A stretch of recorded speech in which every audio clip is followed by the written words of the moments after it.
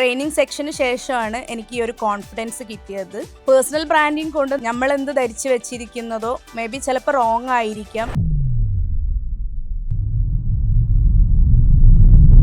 It's me Shahida, I M A ഫ്ലോറിസ്റ്റ്. ഇന്ന് ഞാനിവിടെ ഫറാനക്ത ടീമുമായിട്ടുള്ള എൻ്റെ ജേർണി സ്റ്റാർട്ട് ചെയ്യുകയാണ്. ഇതിന് മുന്നേ ഞാൻ അവരുടെ തന്നെ ഒരു ട്രെയിനിങ് സെക്ഷൻ അറ്റൻഡ് ചെയ്തിട്ടുണ്ടായിരുന്നു. I think now I am confident. Training സെക്ഷന് ശേഷമാണ് എനിക്ക് ഈ ഒരു കോൺഫിഡൻസ് കിട്ടിയത്.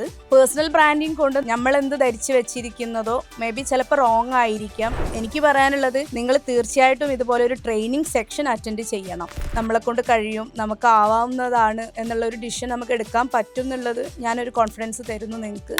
തീർച്ചയായിട്ടും എല്ലാവർക്കും ഞാൻ റെക്കമെൻഡ് ചെയ്യുന്നു. ഈ 2026 ഞാൻ ഫസ്റ്റ് എടുത്ത ഈ ഡിസിഷൻ കറക്റ്റാണ്. ആ ഒരു കോൺഫിഡൻസ് തന്നത് ഫറാനക്ത ടീമാണ്.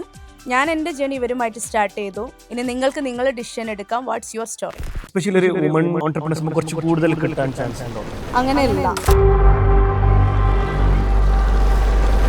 ഒരു കാര്യം തുടങ്ങണമെന്നൊക്കെ ആഗ്രഹമുണ്ടോ? തുടങ്ങുമ്പോൾ തന്നെ ചിലപ്പോൾ നമ്മുടെ ക്ലോസ് സർക്കിളിൽ നിന്ന് ഒരുപാട് റെസിസ്റ്റൻസ് വരും. ഒരുപാട് ആൾക്കാരെ നമ്മളത് പറഞ്ഞ് വിശ്വസിപ്പിക്കേണ്ട ആവശ്യമില്ല.